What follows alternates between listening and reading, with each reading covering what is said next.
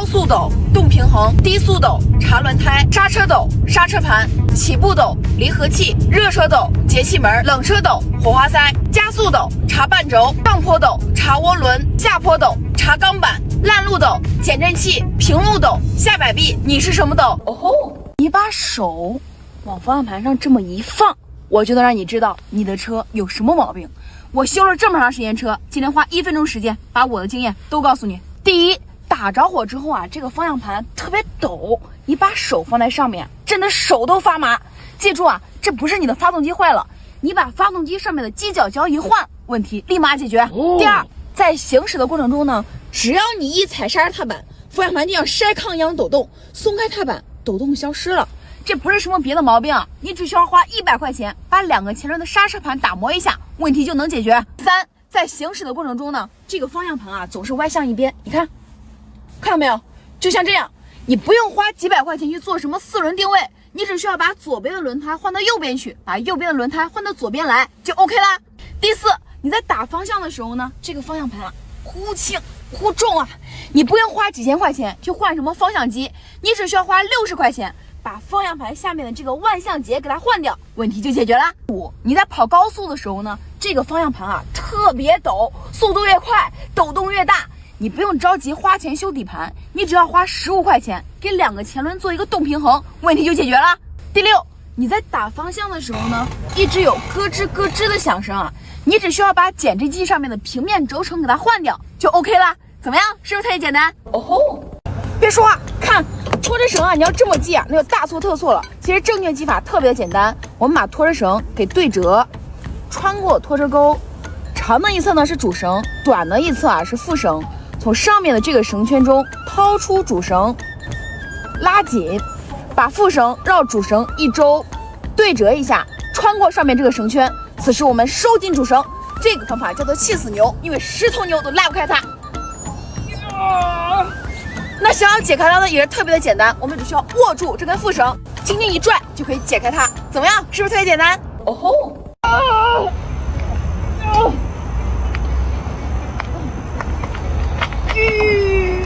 好，谢谢啊，兄弟们，看见这台车没有？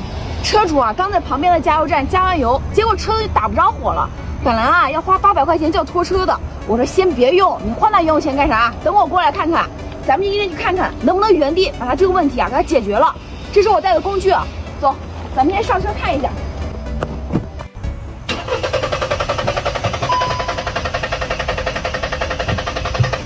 看见没有？的确打不着，你知道什么原因吗？走，去前面看看啊。其实啊，已经来了3波修理工了，给他洗过油路，换过油泵，换过火花塞，洗过节气门，拢共是花了2000多块钱，还是没能解决。后面修理工实在搞不定了，跟车主说要把车子啊给他拖到修理厂，拖车费让他自己承担800块钱，实在是太坑了。其实车子打不着火啊，一共就3个原因：油路、气路和电路。那油路和电路呢，那些修理工啊该检查都检查了，该换了也都换了，就剩下气路了。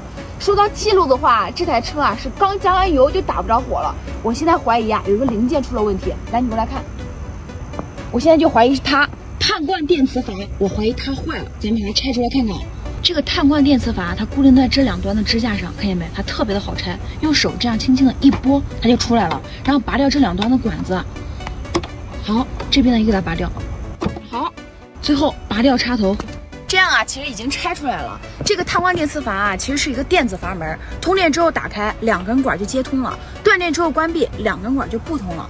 我现在怀疑是呢，断电之后关闭不严漏气了。你看啊，咱们找一杯水，把它插进去啊，把这一头插进去，另外一头用嘴吹气，试试漏不漏气啊。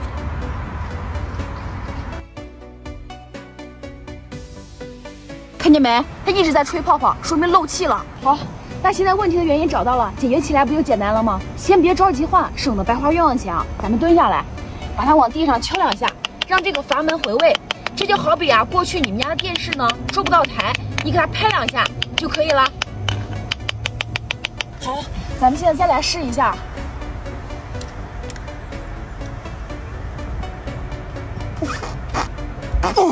看见没？已经不漏气了。现在咱给它装车，看看效果。安装方法呢也特别的简单，把这2根管给它插回去。好，这边的呢也给它插回去。这个碳化电磁阀如果漏气了，就会导致混合气过浓，所以打不着火。OK， 然后固定在两端的架子上。好，最后再把这个插头给插回去。OK， 现在已经全部安装好了，下面啊我就上车打火，看看能不能打着。哎，老铁们，如果待会儿能够顺利打着火的话，记得给我点个小心心支持一下。接下来就是见证奇迹的时刻，踩刹车，挂 P 档了，打火，看见没？一把着。哦，动力也是很强劲的。再试一次啊，看见没？还是一把着。咱们前面看看，快看，发动机运转的特别的平稳，稳如老狗。问题已经彻底解决了，怎么样？是不是特别的简单？关注我，每天学一些知识。不是你不要命了？下这么大个雨，你就开个雨刮器？那就行了呗，还咋的呀？能看就行吧。你开雨刮只是完成了第一步，后面几步不做的话，开车很危险的。来来，你把车靠边，我告诉你，首先呢，咱们上车之后啊，一定要先关闭这个功能。来，你看，就是它自动启停功能。这样呢，就算关闭了。如果不关闭的话，车子呢涉水熄火之后会二次打火，二次打火会导致发动机进水，这个维修成本啊特别高，保险公司还不赔。第二，雨天开车的时候呢，这个挡风玻璃上啊特别容易起雾，开车特别危险。咱们呀一定要第一时间打开这个按键，你看 A 吸，同时啊把这个吹风模式呢调整为扇形的吹玻璃。这样啊，玻璃上的雾气就很快的消失。第三，雨天开车的时候呢，这个后视镜上啊特别容易挂水珠。你看，开车的时候影响视线。其实啊，我们只需要摁住这个方形的后挡风玻璃除雾开关，这样过一会儿啊，后视镜的水珠就会全部消失。第四，雨天开车的时候呢，千万不要按下这个按键啊。我所说的按键就是车身稳定系统，这个按键啊默认是开启的，一旦按下，车子侧滑侧翻的风险就大大增加。最后这个功能呢是很多人都容易忽视的，就是忘记开启车辆的雾灯功能。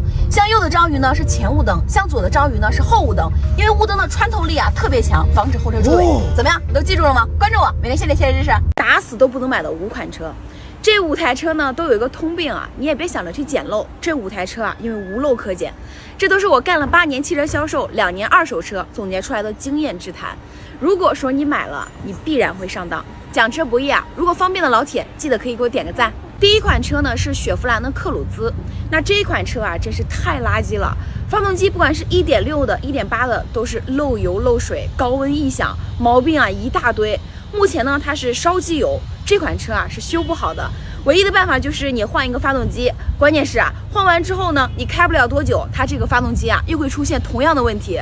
所以说啊这款车子呢特别不推荐大家去买啊，手动挡呢还稍微好那么一点，自动挡那个变速箱啊真的太难修了，而且啊会让你修到头皮发麻，真的尽量都不要去买这款车，除非啊你是一个非常懂车的，或者说你是一个修理工。第二款别克的昂克雷，这一款车呢路上啊也特别的多，它的车身呢是非常大气的，内饰做工用料也都很不错，但是啊这款车的油耗非常高，毫不夸张的说，它比纳智捷大7还要费油。纳智捷大7啊见了它都要喊一声大哥，而且呢它的发动机、变速箱没有一个地方是好的，修一次啊要花1-2万、2-3万块钱。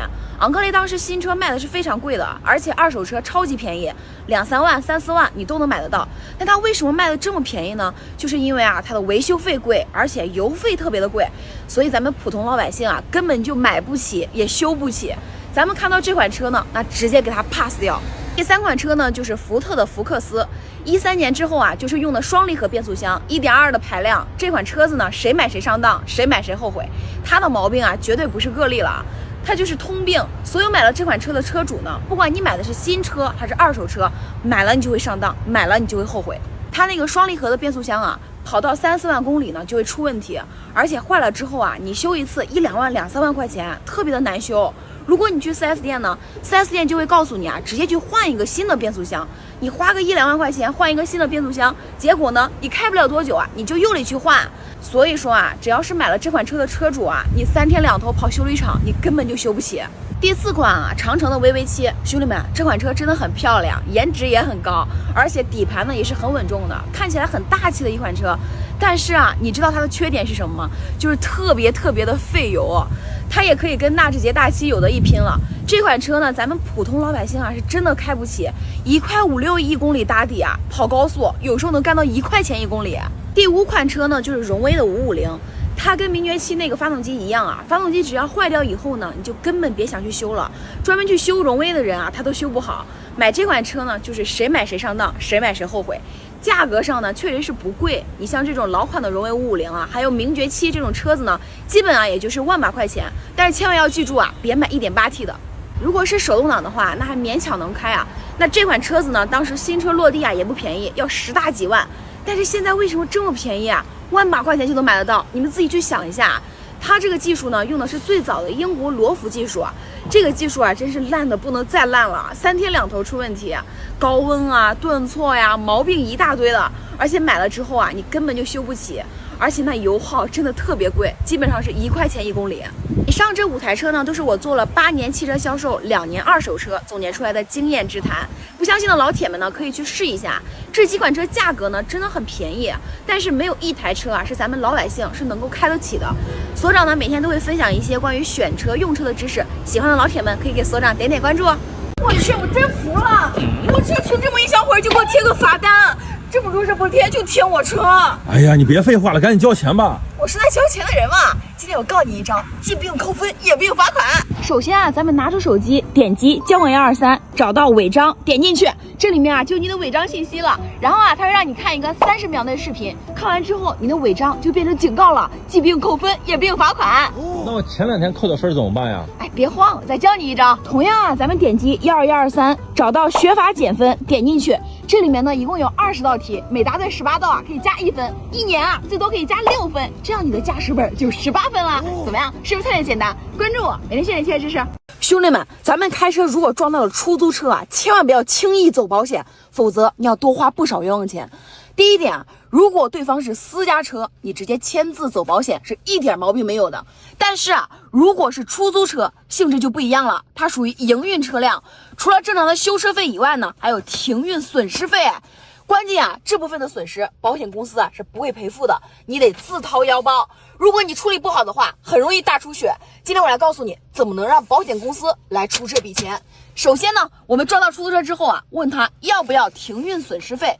如果司机表示不要，一定要记得留下字据或者视频，防止他事后坑你。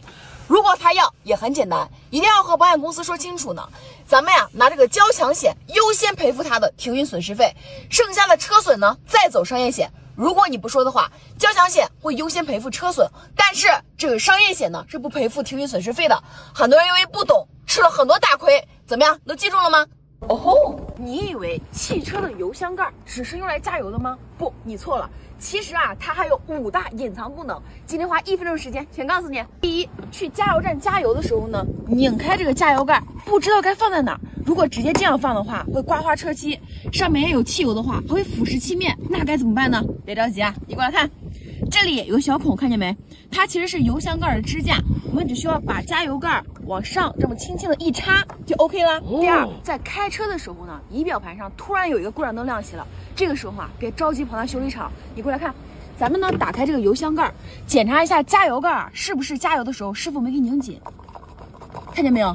这个就没有拧紧，人家上面也写了，如果没有拧紧的话，可能会导致故障灯亮起。我们只需要把它这样往旁边轻轻的一拧，仪表盘上的故障灯就会自动熄灭。第三，不知道自己车该加多少号汽油，打开油箱盖，你看这里人家都写了，按照这个加准没错。第四，打开油箱盖，你看见没？这里有个小孔，它其实是油箱排水孔，我们一定要去定期的拿个小棍儿这样疏通清理它。如果这个小孔堵住的话，水一旦进入到油箱里面，车子就会开着开着半路抛锚。最后啊，咱们去加油站加油的时候呢，发现这个油箱盖怎么都打不开了。你看，这个时候啊，千万不要着急啊。来，我们呢打开后备箱，在油箱盖的这一侧呢，这里有一个小窗口，看到没有？咱只要把它往旁边轻轻的一拧，然后一拉，小窗口就可以打开了。打开之后啊，里面有一个棕色的拉绳，看到没？就是那个，用手这样轻轻的一拉 ，OK， 你再去那边看看，怎么样？油箱盖也打开了吧？哦吼！来，你过来看，就这个玻璃升降器开关坏了。如果你去4S店，你猜他们敢收你多少钱？明明很便宜，也很好换，但是去了店里啊，动不动就要收我们几大百，甚至上千，这不是拿我们当冤大头吗？就比如说啊，这个后视镜镜片被撞碎了，对吧？如果你去 4S 店啊，他们会让你换整个后视镜的总成，少说得有7、800。你过来看，我们用手啊，顺着这个缝隙呢，轻轻的这样一抠，你看啊，这个后视镜镜片啊就可以取下来了。接着啊，你去网上花10几块钱买一个新的镜片，咱们再给它安装回去。安装方法呢也特别的简单，你过来看，我们将这里对准后视镜的底座，这样轻轻的一按，听见嘎巴一声响，这就装好了。再比如说，你一开空调，车里就特别臭，空调制冷效果还不好。如果你去 4S 店啊，他们会让你做空调系统的杀菌消毒，少说得收你7、800，没必要。来，你过来看，咱们打开副驾驶的手套箱，这上面呢有个小舌头，看见没？往上这样轻轻的一按，这个手套箱就可以掉下来了。掉下来之后呢，里面有一个小盖板，这上面有个小舌头，看见没？你这样轻轻的一按，就可以取下这个小盖板。取下来之后呢，里面啊有一个空调滤芯儿。车子臭的原因啊，就是因为它。还有啊，这个雨刮片刮不干净玻璃了，你不要花1、200去4S店换什么专用雨刮片，没必要。来，你过来看，咱们抬起雨刮臂，上面呢有个小方块，看见没？我们按住它，往上轻轻的一拔，就可以拆掉旧的雨刮片。接着啊，你去网上花个10几块钱买一副新的，咱们呢再给它安装回去。你过来看，将这里呢顺着卡槽往下轻轻的一按，这样啊就安装好了。玻璃啊就会被刮得干干净净。还有啊，车子用久之后呢，你看这个缝隙特别大。如果你去 4S 店啊，他们会让你做钣金校尉，有的啊还会让你喷漆，少说得花4、500，没必要。我们打开机舱盖，在机舱盖的背面呢有2个黑色的橡胶墩儿，咱们顺时针啊给它拧紧了，这个也拧一下。好，现在我们关上看看效果，看。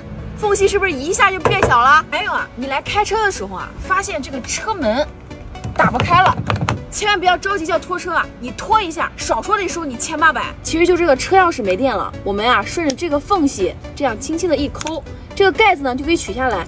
看里面啊有个纽扣电池，也把这个给取下来啊。然后去超市或便利店花2块钱买一个相同型号的电池，再给它安装回去，这后盖也给它装回去。车门就可以打开了，怎么样？是不是特别的简单？关注我，每天学点汽车知识。来，你过来看，我把这个机油盖啊给它一拧开，我就能知道你这台车出了什么毛病。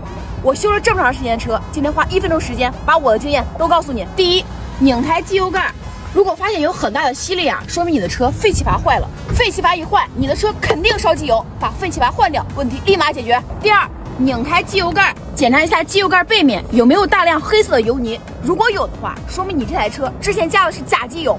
买二手车之前呢，一定要注意检查这里，否则买回去发动机分分钟要大修。第三，如果你的车子动力不足，油耗还高，拧开机油盖，闻一下，如果有很大的汽油味，说明你的车啊高压油泵坏了，你把它一换，问题立马解决。第四，拧开机油盖，检查一下机油盖背面啊有没有大量乳白色的液体，如果有的话，说明你的机油进水了，一般啊是机油散热器坏了，你把它一换就 OK 了。第五，打着火之后呢，拧开机油盖，如果一直往外喷机油，说明啊你的气缸磨损严重，拉缸了。买二手车的时候呢，这种车打死也别买。第六，打着火之后呢，发动机一直有吹口哨的声音，拧开机油盖，声音又立马消失了，说明你的车子啊曲轴强制通阀坏了，你把它一换，问题立马解决。第七，不知道你的车子加什么样的机油好，拧开机油盖，来你看，在机油盖的背面呢都有最适合你车的机油标号，你按照这个加准没错。怎么样，是不是特别简单？哦吼，皮带响，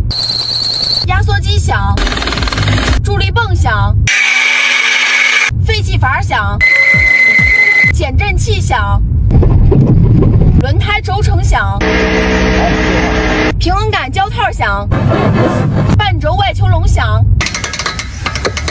你的车是什么响？哦吼，咱们开车在路上最害怕什么？爆胎。今天啊，我把轮胎关乎安全的5大秘密全都告诉你，保你一生都平安。第一，一台车最快能跑多快，不是看你的码表，而是看轮胎上这个字母。来，你过来看 ，V 代表这台车呢最快只能跑220公里每小时，一旦超过的话肯定会爆胎。我把每个字母对应的最高时速呢做成了一张表，大家记得点赞收藏起来，回去对照一下，看看你的车最快能跑多快，千万不要超速。第二点啊，就是看你的轮胎到底什么时候该需要更换了。来，你过来看，这里有一个小的三角形，看见没？顺着这个箭头的方向呢，往里面看，这里有个小凸起。如果咱们轮胎的花纹和这个小凸起磨到一样平了，那说明你这个轮胎必须要更换了，否则的话很容易爆胎。三就是要会看轮胎的3T 指数啊，你看这3个以 T 开头的字母呢，就是轮胎的3T 指数了。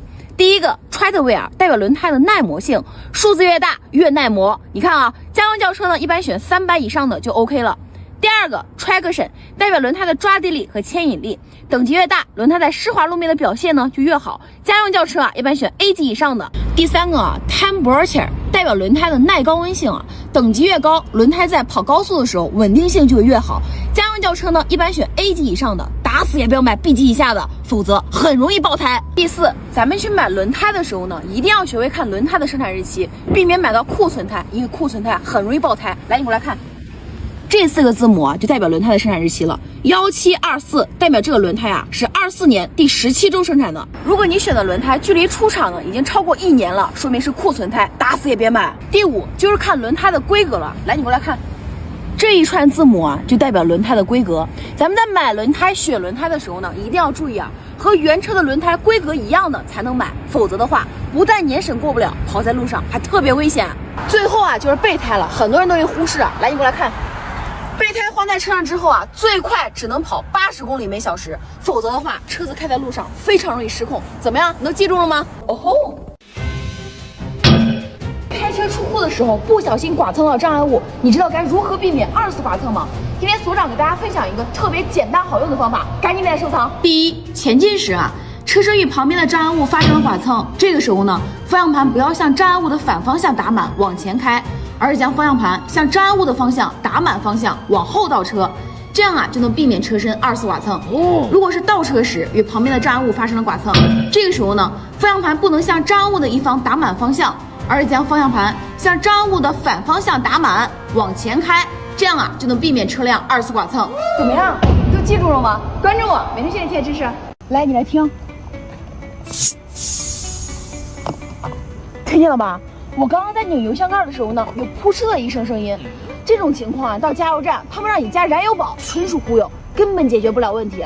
今天我来告诉你真正的原因，就是这个活性碳罐电磁阀，咱们每个车上都有。它坏了之后啊，油箱里的蒸汽呢，它就不通气了，它排不出来。所以说啊，你去加油的时候，它就很容易跳枪。早上冷车启动的时候，总有一股生汽油味，还有就是啊，开起来特别费油。这种情况啊，你从网上花10几块钱买个新的，再给它安装回去，这个问题就得到解决了。怎么样？是不是特别简单？关注我，每天学一些知识，开到报废也开不坏的6款车。这6款车啊，它们都有一个共同的特点，那就是皮实、耐用、好开、省油。最关键的是啊，它的价格还相当的便宜，非常省钱。您买车啊，别光听那些人跟你们说买什么领克123加呀，什么比亚迪唐啊，什么混动啊，什么电动啊，我告诉你，3年内可以让你赔个裤衩都没有。你要是能剩个裤衩，我把肾都摘给你。你别听那些人天天给你们吹，你就问他开过几辆车，你问问他懂几个车。我修了10年车，很多人在评论区啊说我不懂车，长得就不像修车的，长了个娃娃脸。你们懂？你们懂个毛线？老百姓买车要的是啥？你知道吗？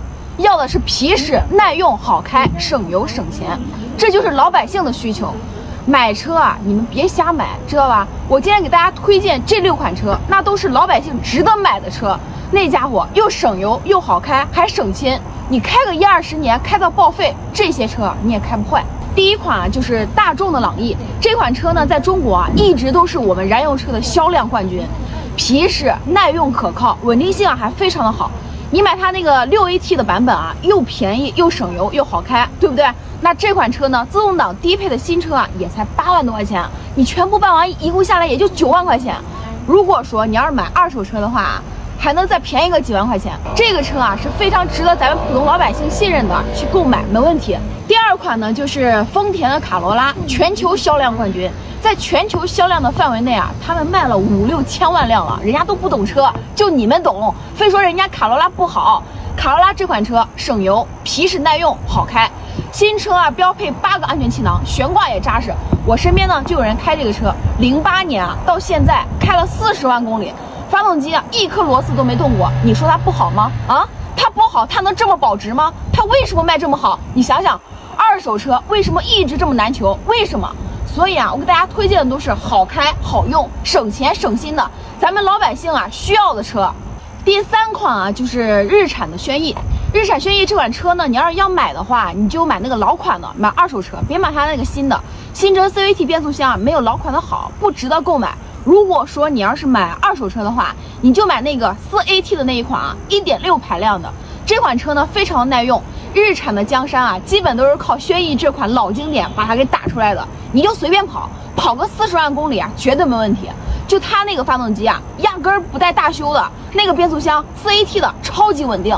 二手车也不太贵啊，2万多、3万多就可以买得到。第4款呢，就是本田的飞度啊。这款车它别的啥毛病都没有，就是隔音稍微差了点，但是呢，它皮实耐用、好开，而且还超级省油。提速呢，也特别的快，号称平民小轿跑 GK5。你买了这款车啊，你开它个3、5年，我跟你说，压根就不会有什么问题，非常的保值。而且啊，在二手车市场也是一车难求的，你就去找吧，车况又好又便宜，你压根找不到。第5款啊，丰田的威驰，这款车呢跟本田的飞度啊，它俩几乎是一样的，但是呢，这个威驰啊，它的优点啊是隔音好，调教非常舒适，但是啊，它的提速啊要比飞度啊稍微慢一点。这款车的油耗呢跟本田飞度啊几乎是一样的，都是5个多一点，用的都是 CVT 的变速箱。这款车呢，它也是比较皮实耐用、好开、省心省油，而且啊保值率还特别高。新车呢大概7万多块钱，二手车的话年限近一点的也就4、5万块钱。可以说这款车啊，你买了之后，你开个1、20年，几乎都不用去修车的。你只要别去撞，别去怼，你就随便开，你是开不坏的。那么第6款呢，就是大众的桑塔纳，对吧？有一句广告语怎么说的？开上桑塔纳，走遍天下都不怕，对不对？它的销量呢也是非常高的，当时啊18、9万吧，现在呢是6万多块钱，你还可以买个自动挡的，对吧？可以说这款车啊，你开上去，开它个20万公里，你也开不坏。大众的口碑啊，基本上是这款车给它打下来的，对不对？那么这款车呢，非常的皮实耐用，而且口碑还相当的好。原来出租车大部分用的都是这款车，对吧？口碑爆棚，质量非常的稳定。哎，还有一款兄弟们，就是大众的 Polo， 对不对？它跟那个大众的桑塔纳3大件是一样的，都是211的发动机，配的是一个爱信的6AT 变速箱。像这个车，我跟你们说，你就闭着眼睛随便买就完了，对吧？都没事儿，都好开，都耐用。如果您是有钱人，那这个视频呢，就建议您直接划走。如果您跟我一样是普通老百姓，那么您就听听我的建议啊，至少您买不到吃亏，买不到上当。怎么样？你都记住了吗？关注我，每天学点汽车知识。我说要是搞不定的话，你这台车多少钱买的？我给你买下来。现在是半夜12点50，看到我身后这台车没有？车主刚买的二手车，买完之后他才发现啊，这台车有个奇怪的毛病，每天只有白天能打着火，只要天一黑，怎么打都打不着了，把那个车主啊给吓坏了。然后车主呢通过后台私信啊找到了我，让我过来帮他看看。咱们今天就看看到底怎么个事儿。走，先上车打火试一下，这是我带的工具啊。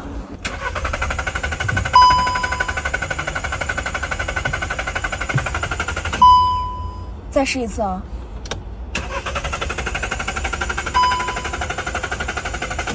看见没有？的确打不着。你知道什么原因吗？走，去前面看看啊。这个毛病啊，已经出现了半个多月了。车主在外面呢，洗过节气门，换过火花塞，洗过油路，换过油泵，前后花了2000多块钱，问题还是没能解决。车主找到我的时候问我，像这种疑难杂症你会不会修？我说我专喜欢搞疑难杂症。车主说你要搞不定怎么办？我说要是搞不定的话，你这台车多少钱买的？我给你买下来。咱们今天就看看能不能原地帮他把这个问题啊给他解决了。其实像这种疑难杂症啊，千万不要一上来就乱修乱换，那跟换电工有什么区别？只要把思路捋清楚了，解决起来反而简单。就比如说他这台车白天能打着，晚上打不着，对吧？你想一下，白天晚上，现在昼夜温差这么大，很明显啊是跟温度有关系。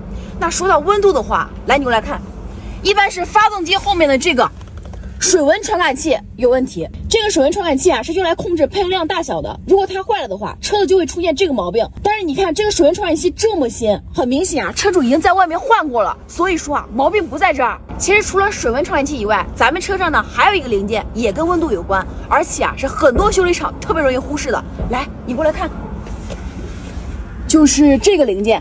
它叫进气温度传感器，我现在怀疑它有问题，咱把它拆出来检查一下。拆起来也特别简单，先拔掉插头，用手扳住这个卡扣，然后这样一抬，哎，这不就取出来了吗？取出来之后我们看一下啊，来，你看，看见没？这上面这么多油泥，把这个传感器的头都给裹住了，怪不得车子打不着火呢。那既然问题的原因找到了，解决起来不就简单了吗？先别着急换，免得白花冤枉钱。找2张纸巾啊，铺在地上，拿一瓶清洗剂把传感器上的油泥啊都给它清理干净了。